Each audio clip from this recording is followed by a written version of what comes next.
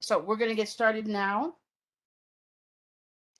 My name is Kelly Driftmeyer, and I am one of the research and instruction librarians from the Saltonfuss Library. We want to welcome you to a webinar on graduate level research. And today we're going to focus in on your class, which is the education group. We will start with our objectives for today, and I will begin the objectives by saying, if you have a question at any time, please feel free to turn your mic on and interrupt me. This should absolutely be a conversation, and I welcome your input, your questions, anything that you want me to flesh out a little bit more as we move along.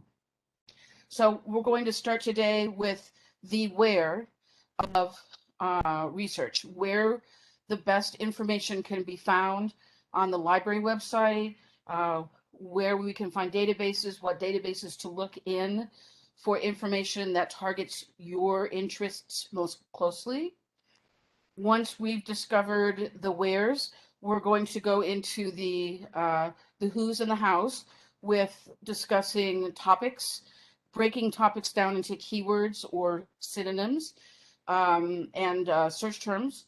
We'll go through some search tips in using the most common of our databases and the one that I like the most for education.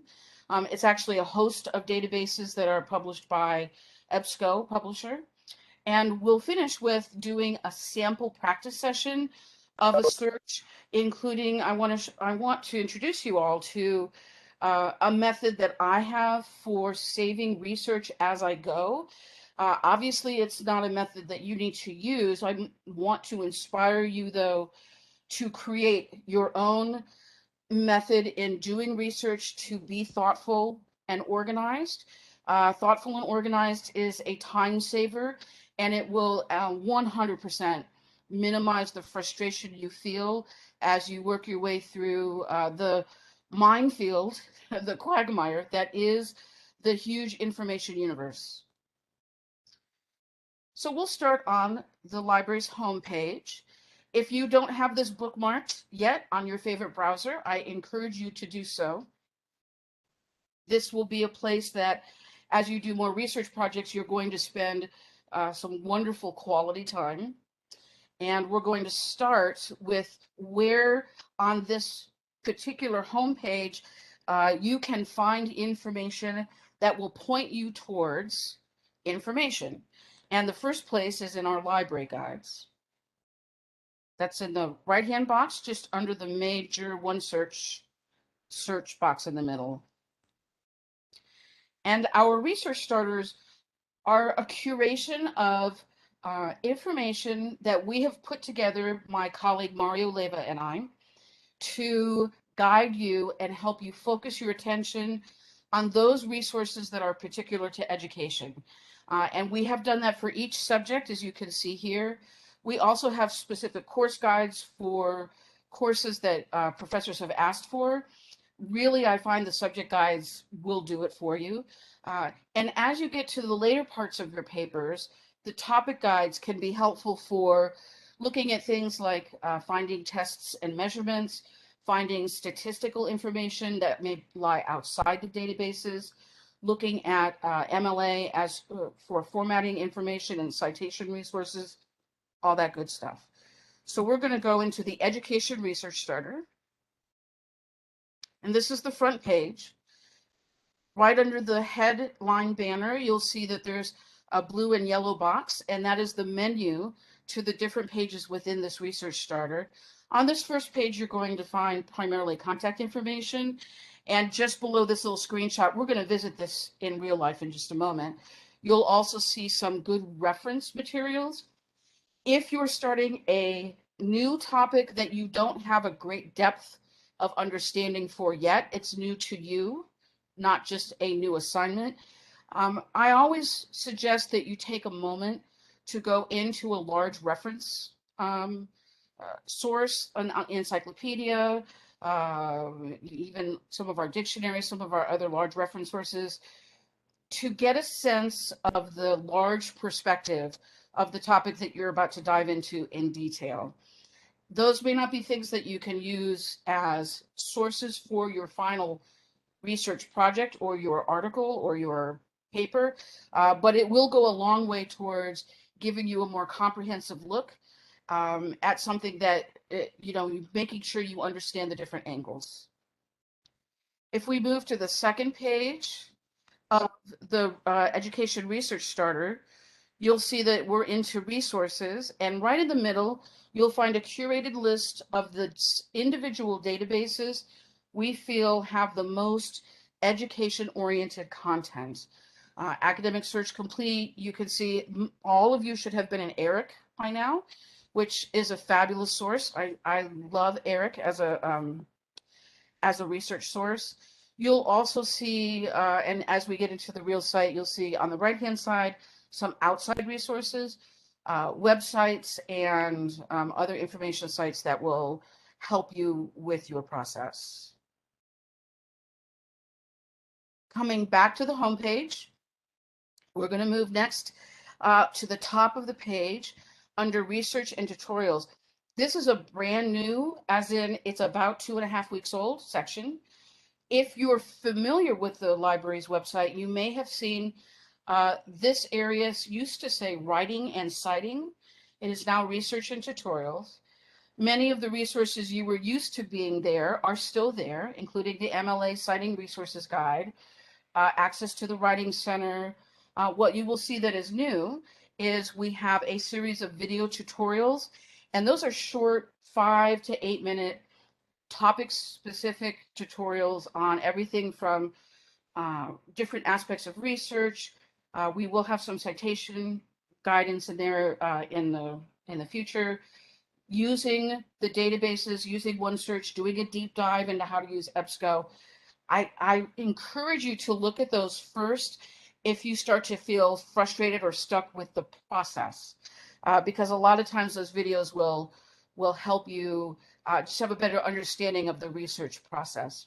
This webinar will be in the webinar and workshop link within a couple of days. And we do have some library lessons, which are more comprehensive tutorials that are coming in the future. And this is the video tutorial page. You'll see we've got them organized by, large subjects. If you're still uncomfortable with using, or you're not sure of all of the resources available in the library website, and it is a ton, it's like going to Disney World. Like, you could spend half a day in here and go home and take a nap and come back, and you could have another half a day worth of looking. So be sure that you're comfortable with what you need and what you want to get out of the website. And this video here, navigating the library website, will give you a quick tour. If you need help on the research process, of course, you can find that, and there will be additions to this soon, and then you'll see the databases. And this list continues on. So these are just some of the things that we have available to you. Oh, see, I even highlighted them, the library website and searching EBSCO, which we're going to do in a moment. One more time, back on the home page. This is sort of like playing tag, right? I always come back to the home page when I'm doing my own work. And finally, we're going to move into the databases themselves. This is probably the most direct route into getting into a article search process. And the database front page looks like this. You'll see we have them organized alphabetically, and you'll also see 3 buttons here, which no one ever clicks on, but you should in your explorations. And because this isn't a live link, I'll show you in a minute, but if you click on filter by subject, as an example, it will filter all of the 109 databases down to those that are most appropriate for education. And that can be a helpful little trick to getting you to your resources faster. Okay. And we will start with Academic Search Complete when we get going. And that is what it looks like. Have you all been here? Feel free to chime in and give me a thumbs up or say yes, or does this look familiar to everybody? No, it's our first time. My first time. Oh, well, fabulous. You guys, this is going to be great. We're going to Epcot here, people. I don't know why I have Disney on the brain today, but uh, we will explore this and you will feel like masters of the universe once you know how to use this database. It is a great, it's a powerful tool, and it's a weird one, but we'll master it. I promise. We will come back to it in a moment.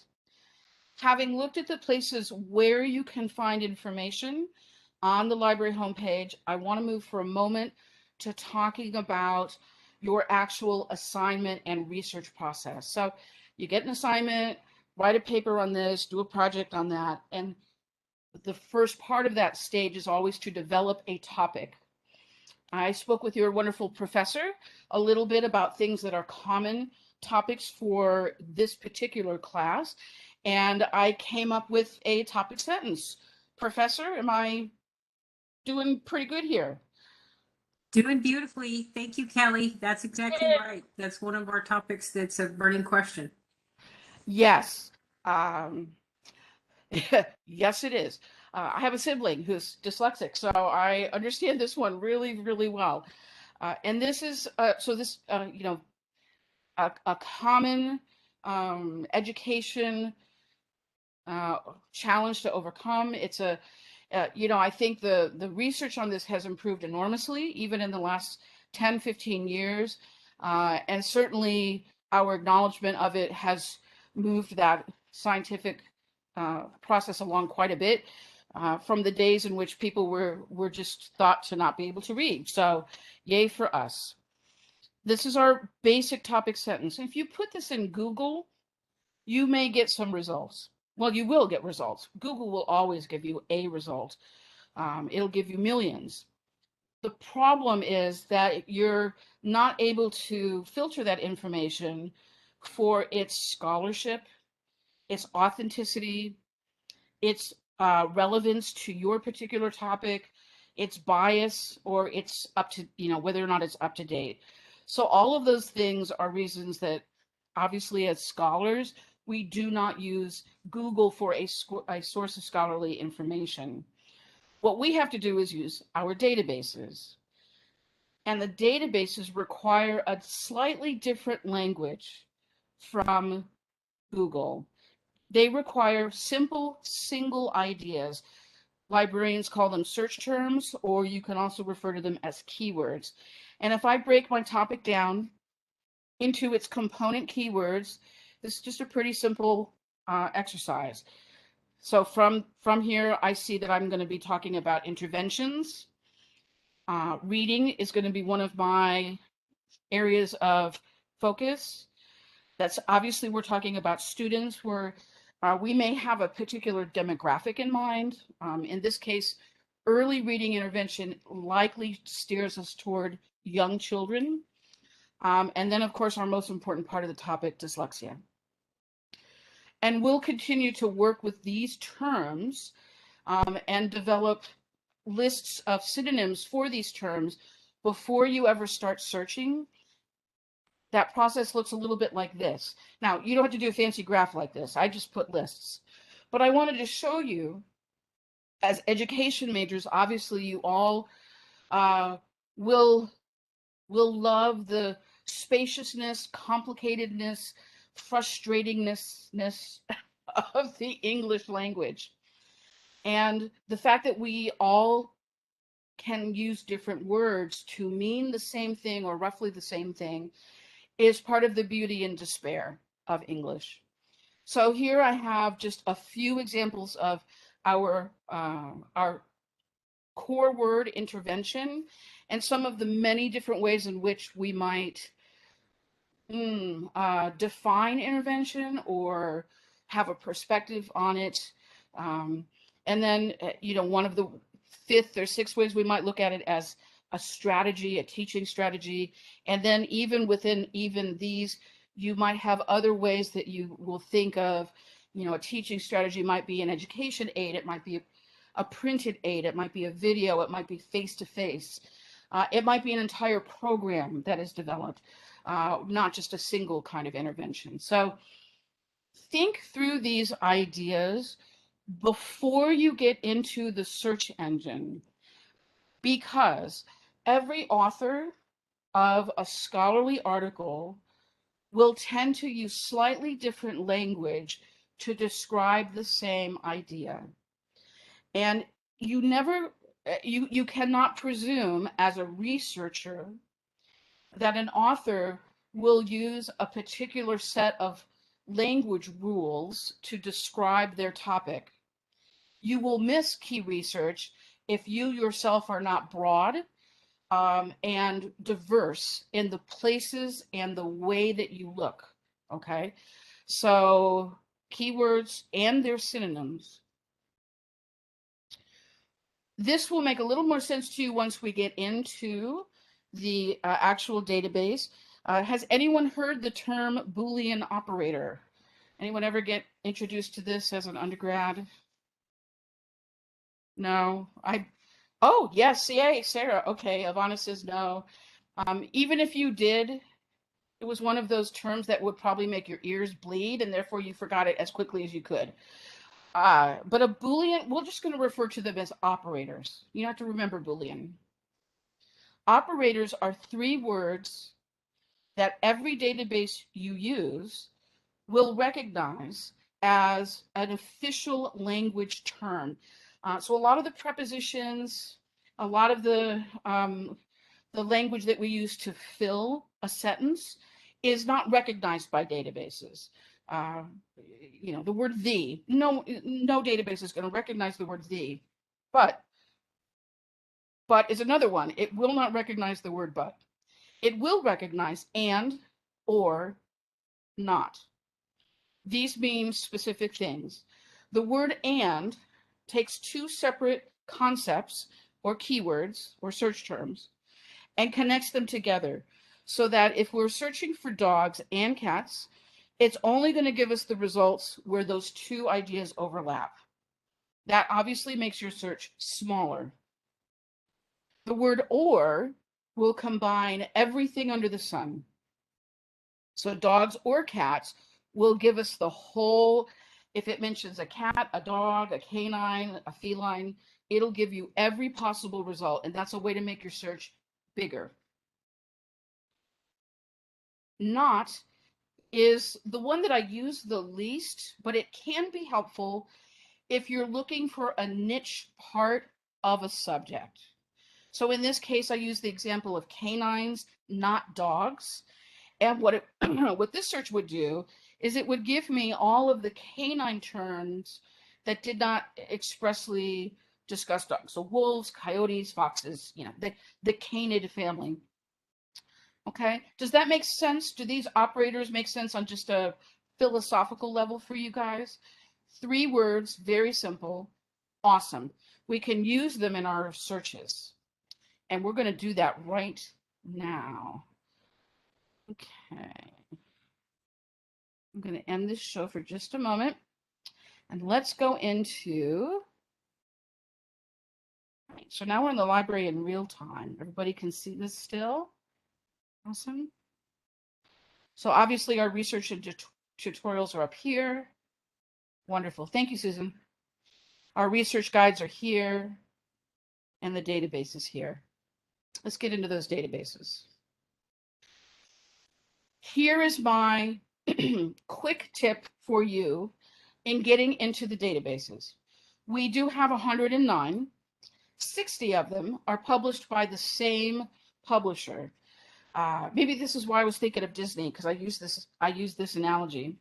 If you have Disney Plus on your TV, your streaming device, then it gives you Pixar, it gives you Disney, it gives you Marvel and Star Wars and all that. But those are all under the umbrella. They're published by Disney. And the same thing with EBSCO. About 60 of our databases are published by the same company.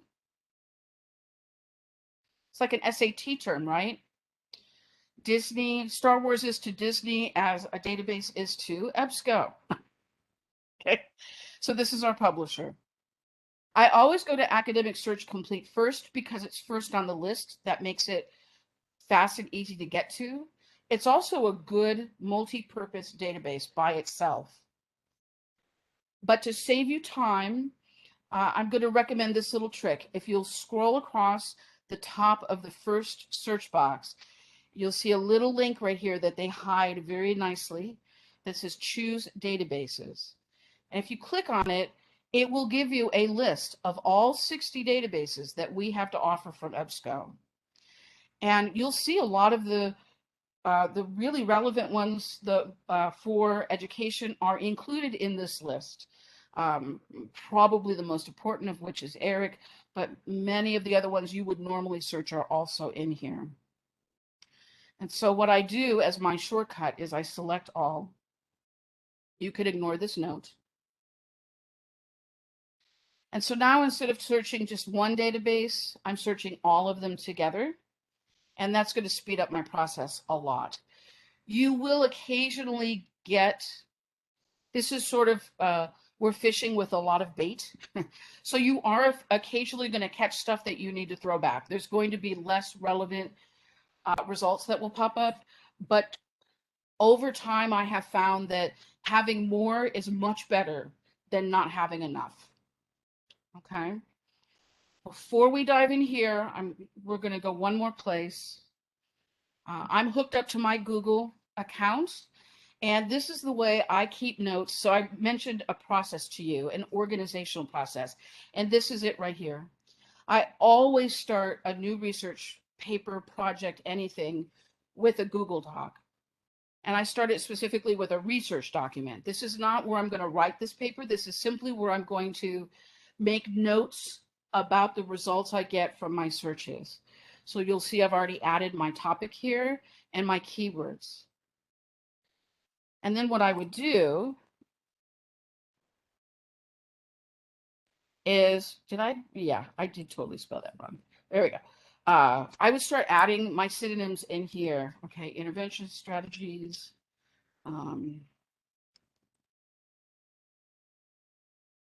Someone want to give me another term? We were all just looking at it.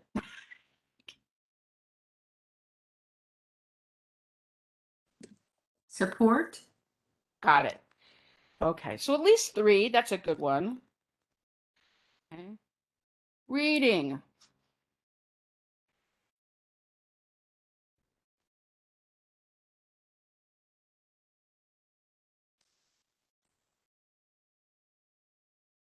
Anything else? Literacy. This is literacy. Comprehension. Right. Comprehension. Absolutely. We might add and we could use the word comprehension by itself or in combination with reading. A++, excellent. And so we'd want to do this for each one of these, okay? Dyslexia, it might be a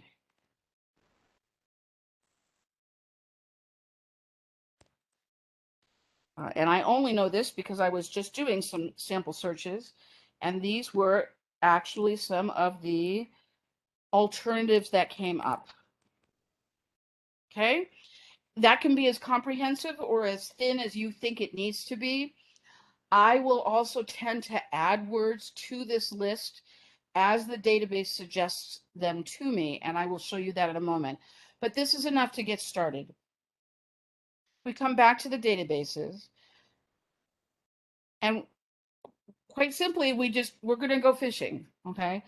And let's start with our primary term first. As I type into EBSCO, as you all type into EBSCO, you will notice that it will offer alternative language to you. It will give you that OR list. And so if you want to make your search really big, use those. That is language that the database is telling you it already recognizes, which is fantastic for us as researchers. We know that the database sees that already. Here is our operator, our Boolean operators. And if you click on them, there they are, and or not. They're in front of every search box. If you add a search box, you'll just keep getting more Boolean operators, okay? So those can be really helpful. Hi, tend to use 2 or 3. Let's say students, and we're going to leave it at just students and early. I'm picking at random. I have no reason to use this necessarily. It's just the words that have come to me based on my keyword list. So now we wave a little sage, little burning incense over the top. We see what we get. So for this particular search, there are 2004 articles. That's fantastic. Very healthy result. It won't tell us how relevant these are to our particular interests. And it won't necessarily tell us how useful it will be to us. But it does tell us that there are people who are using these terms together to look at this field of research. So that's a good start. We do want to make sure, once we have a rough start, that we are looking at the right kinds of information. For a research project or a research paper, we always want to use scholarly, peer-reviewed journals only. EBSCO does also offer magazine journal articles. It offers sometimes newspapers, conference proceedings, dissertations. So this is a good button to click to make sure that you're only looking at material that you can use. And that's going to be true of almost every research paper you do. Formal research paper. And you'll notice it cut our numbers down a little bit.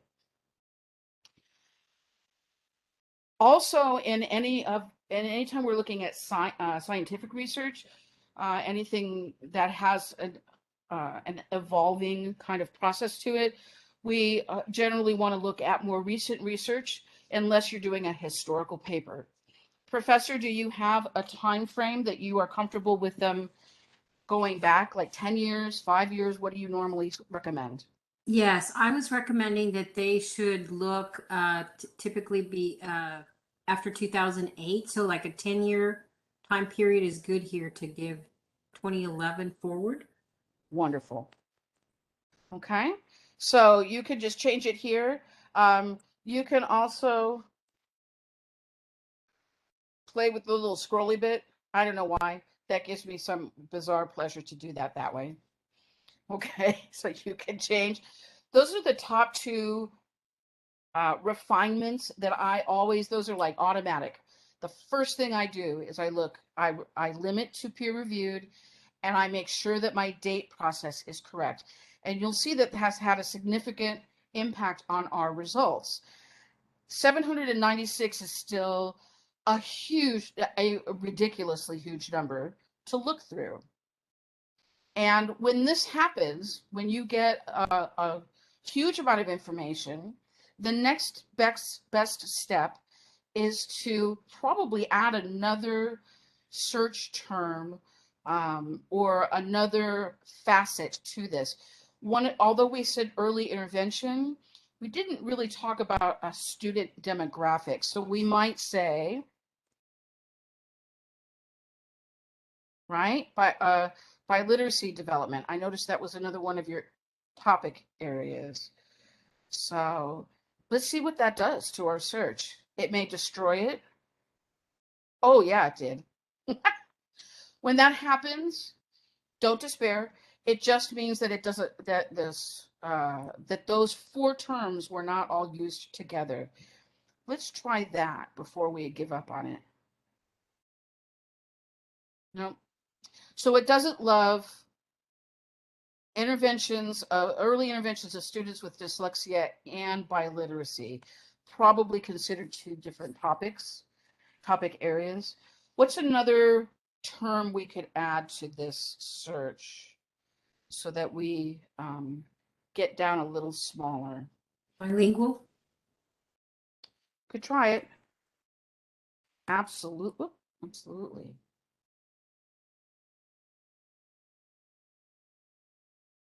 Oh, yes.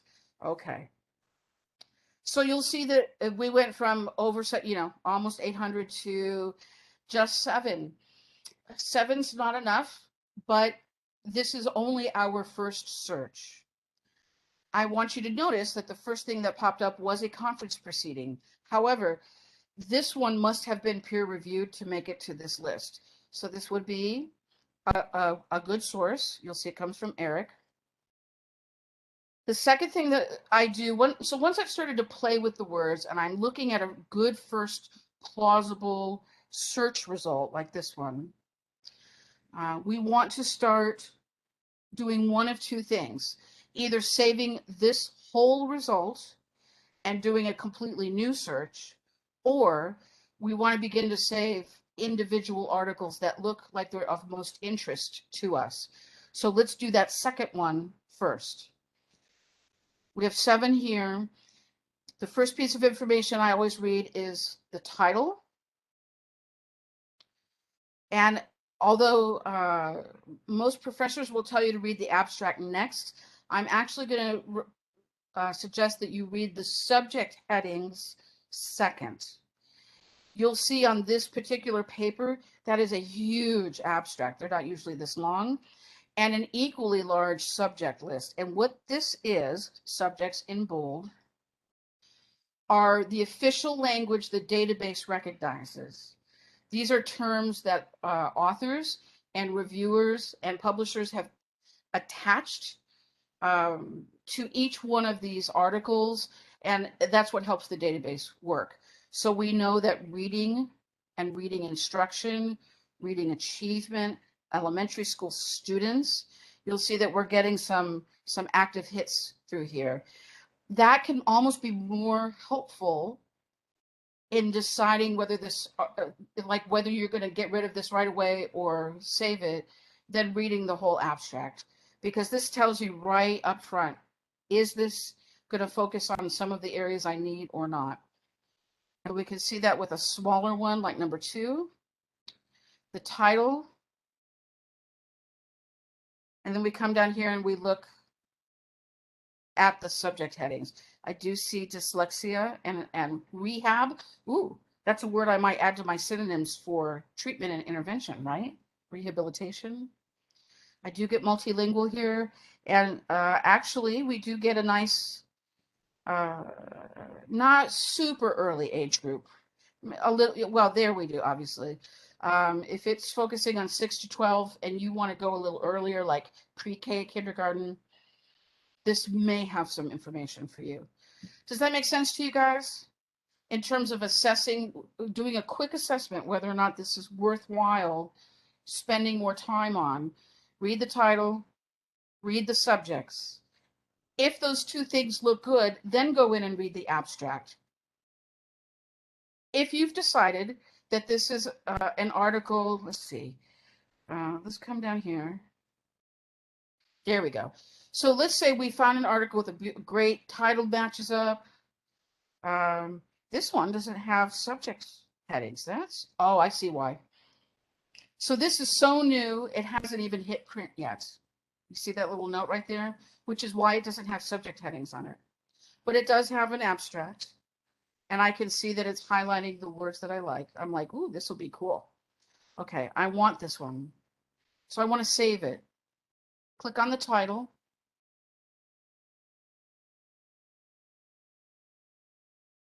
Go to the right-hand side and go to the permanent link. And that pops up at the top. This URL is not the same as this one at the top of the page. This is, are you guys familiar with a DOI? Do you know what that is?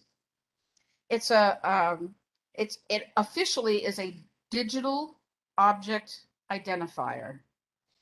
What it means is it's a tag or an official title on a unique piece of information.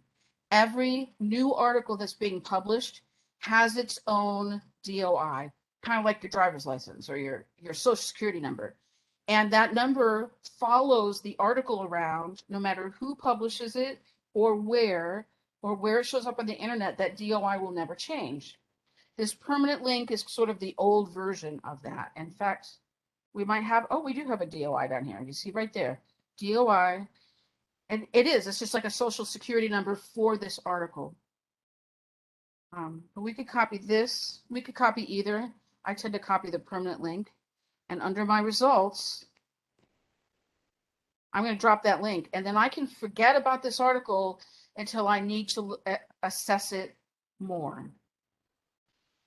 I'm a reading bug. I love to read, and that is not helpful as a researcher, because I have found personally that if I read articles too early, if I find something that looks interesting and I start to read it, I always have a time frame in which I have to do research, right? You might only have 2 hours of your total time commitment to this project.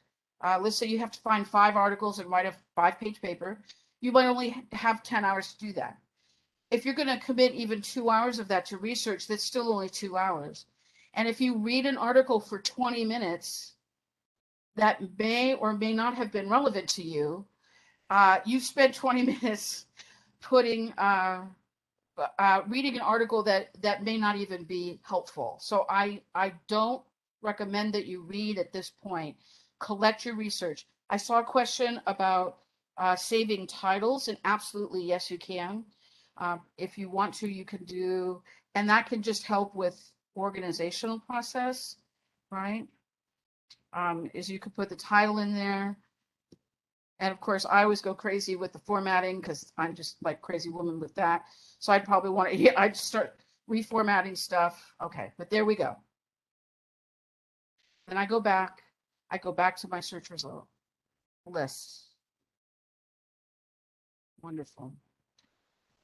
So let's say we've been doing this for half an hour and oops, I just ran out of time. I got to go pick up the kids. I've got to go to work. I've got to go to class, whatever it is that's about to happen.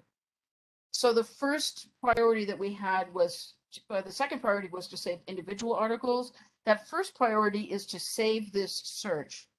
And that will help you from having to start at square one every single time you come back to a search process. And you can do that right here. So you see we have the 7 search results. Come over to the right-hand side where it says share. And again, you're going to see a permalink. You want to copy and paste that in. And you'll see this is all 7 results in this permanent link, plus the search words that you were using just a minute ago. So this saves the whole thing for you right here, which is, it's like a bookmark. You got halfway into your process, put a bookmark in it, and that would be this permanent link to your search results. Obviously much bigger than a single article result. Even if I haven't run out of time, if I kind of like all 7 of these, and so I just want to keep searching, I could go back and start my search again. And this time I might change up my language a little bit. So let me get back to the 3 terms we had.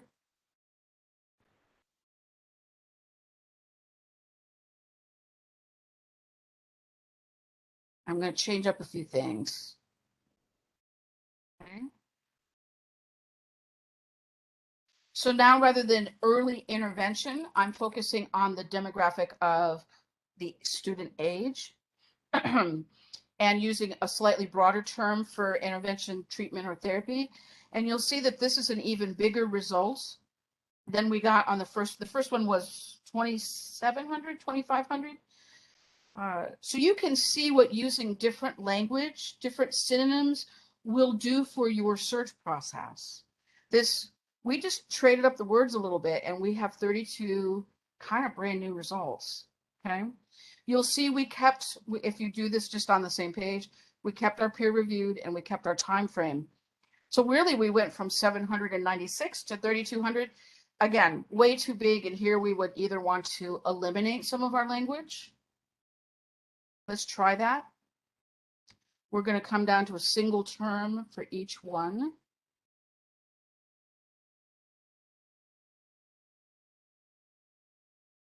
And that should make our search smaller. Cross fingers. Oh, okay. So, yeah, Susan, please. Hi, would you mind one more time showing the share process? I wasn't sure of like the second step, like how it knew to copy all the articles you were looking at. Yes. Uh, Great question. So in this case, I took all the, synonyms out and we went from 3,200 to one. So that shows you the power of language in a database. But let's say this was 100 and not one, then sharing this entire, including this search and that whole set of results, come over to the right-hand side where it says share. That's at the top of your search result page. Click it on, and then in the little pop-up box, go to the permalink. And that you could copy and paste. And this way I don't have to take any extra language with me, because if I click on this link, all that language I was using here came with me in that link. Does that make sense to you guys? Awesome. Maybe we want more than one. So now is the point at which we just play. Play with the words. Combine different synonyms together. I added all of the alternatives to treatment that I had, and I picked up a few more. We might do like pre-K or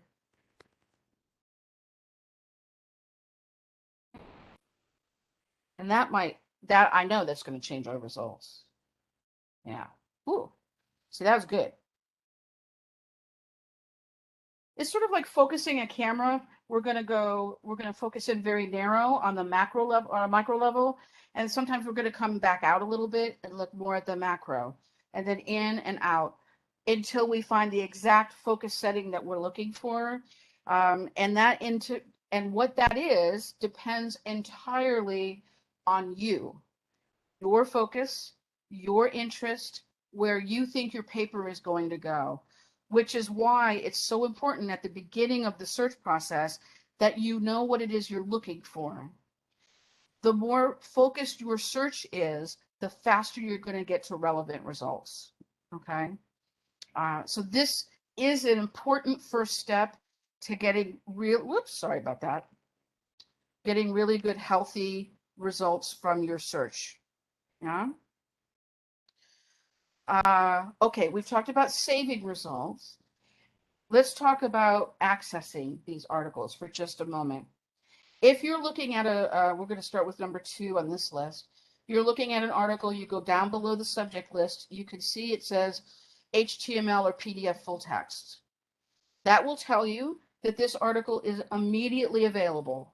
So if we were to click on it, it would give you the entire article just right away. This is where the danger of reading comes in, because you're like, "Ooh, let's read this. This looks really interesting." No. Don't do it. Save this, and the way you do that is there is that permalink button is over here. It's just gotten kind of small. You can also, by the way, email these to yourself. I forgot this one. This is a great step for saving. It's my backup. I always email, and the reason I do that, you can see I do it a lot. I number mine. So this is article 1 from this search I'm going to save. On the right-hand side, you'll see it will attach the PDF. You'll have it when you need it. Come down to citation format. And you guys can get a pre-approved MLA-cited citation in your email, which is a major bonus, because I can guarantee you guys the most frustrating part of writing a paper is that last half an hour or hour that before the paper is due, and you're frantically trying to format your crummy reference list. Oh, it's just the stress of that is avoidable. Avoid it by doing your citation list, your reference, your works cited page towards the beginning, so that you don't have to mess with it at the end. And this is a nice shortcut. Everybody good with this? Kelly, So can you click and show them the APA segment? They're expected to do it in APA 7. Oh my, I'm so sorry. I don't know why I was thinking MLA. Yes, APA right there. Okay, so that you can see it. And if, I send this, you guys will experiment with this. Send this to yourself. You'll see the PDF will be attached as a link. You'll see the APA correct format. Yes, praise be hallelujah to EBSCO, because it is a huge help to have that information at the ready as you're putting your stuff together. Thank you for correcting that. I don't know why I was thinking MLA. I was thinking humanities, I guess. Okay. That is if the article says that that the PDF is available, right? Let's go back to that 134. And that was this one. The very first article we had on this search has this kind of ominous "get it for me" button. All this means is that these are articles that we will borrow for you from another institution. So as fabulous as the Sultanfuss Library is, and it's pretty good, no library on the planet has immediate access to every piece of information. It's just not possible. What we do have is a incredible consortium of institutions that freely lend and borrow to each other. So if we don't have direct access to an article, we have sister institutions who do, and we access them through the Get It For Me. And this tends to be super, super easy. If you're in a search result and you see this here, this button here, just click it. You're already signed in. It's going to take you to your account. There I am. Okay. It will pre-fill the form for you. You don't have to do anything. It's going to give you the title, the date, the volume. It's all that information that you need, that we need in order to find this article for you is going to be pre-populated in this form. This whole section here, you can leave blank, okay? You don't have to tell us how much you're willing to pay for it, because we will never, ever, ever ask you to pay for anything. And as a side note, if you're searching somewhere like Google Scholar or in an outside source where you hit a paywall and it says, yes, you can read this article if you give me $40, please don't give them $40. Copy the title, any of the information that you can, either put it in our one search box. You'll probably find it as a Get It For Me, or you can send it to me. I am more than happy to tell you and help you find access to any kind of article or resource that you need for free. School is expensive enough. You don't need to pay for research, and I hope you won't. Save your $40 and take me out for a margarita, okay? That'll be our deal. We will also do it as quickly as possible. So you don't need to tell us when you need it by. We're going to do it the minute we get it. And a real person does this. Her name is Vanessa. Everybody can thank Vanessa at some point on the planet, because she's amazing. You'll see it gives all the contact information. You just hit submit. Generally, for articles that are electronic, they send us a PDF. You'll get it within 24, maybe 48 hours of when you asked for it. If you ask for a physical item, like a whole journal or an entire book that has to be mailed to you, that can take longer, but it will still come to you for free. I borrow books all the time. They send me books. They send them in a cool envelope, like a super, super padded envelope. And then we can, they send it to me for free, and they send me a label. I send it back for free. Okay. So that takes longer, but it's still possible. Susan, you had a question? Yes, when you were talking about books, do y'all happen to have, like, let's say we're citing something from someone's dissertation, would y'all have access to get like a physical copy of that for us to make copies? Or I know there's like online databases, but I also know like if they're a certain year old, we're not really able to access them online. Is that true? Uh, yes and no. Yes, access can be pretty limited online, open access. It kind of depends on the institution. Some institutions are much more open about their student publications than others. What we can always do is if you have found a dissertation that you're interested in reading, I would consider it a physical object. What they will do is copy it if they have. I can't promise it 100%. I have had a couple institutions that are so proprietary about their student research that they won't lend dissertations at all. But that doesn't happen very often. Most of the time we can get you a copy. So you would request it just like this. You'll see, this is like research. I obviously in March, I was going crazy about doing some kind of research. And you can see right here, I was, this was a book I borrowed and I just had to send it back recently. Okay. So you can do both here.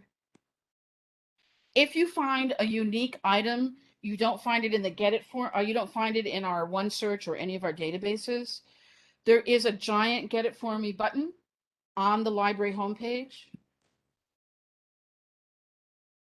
And we can go here. I'm already checked into my account. And what you'll need to do then is to manually input as much information as you can. If you don't have it all, that's okay. Usually what we really need is a title and an author. Title and author and maybe date. If you can provide those 3 pieces of information, we can probably find it. Okay. You'll see the rest of this is already populated and then you can ask for this. If we're not sure, we'll reach out to you and we'll just say, hey, can you give me more information? Okay. But again, try it. The worst thing that's going to happen is that institution will say no, right? Wonderful. Does that answer your question, Susan? Yes, it does. Thank you. Great. So we've looked at our topic. We know where we can go to search for information. I really like this EBSCO. This is only one search. I mean, yes, we're searching 60 databases. There are other places to look, but this is a great place to start. You may find everything that you think you need here, and that's fine. If that happens, then you don't need to go fishing in another pond. You don't need to go into Google Scholar or some of the other databases. Save your work as you go. Put bookmarks in your work so that you don't have to go back and start at square one with your searches. And if you get hung up on anything, I want to show you guys just 2 final things in 60 seconds. I remind you, those videos are really a great short source for information. Myself and Mario Leva, the other instruction librarian, our favorite thing to do at any time of day is to work with you guys one-on-one. I don't know, it's a weird thing, but I love research. I enjoy doing research on a variety of topics. Your topic becomes my topic for that hour. And I think a lot of people have found like they get over a hump if they share their troubles. So if you want an appointment, just down next to that Get It For Me box is an Ask a Librarian, and you can make a research appointment with us, okay?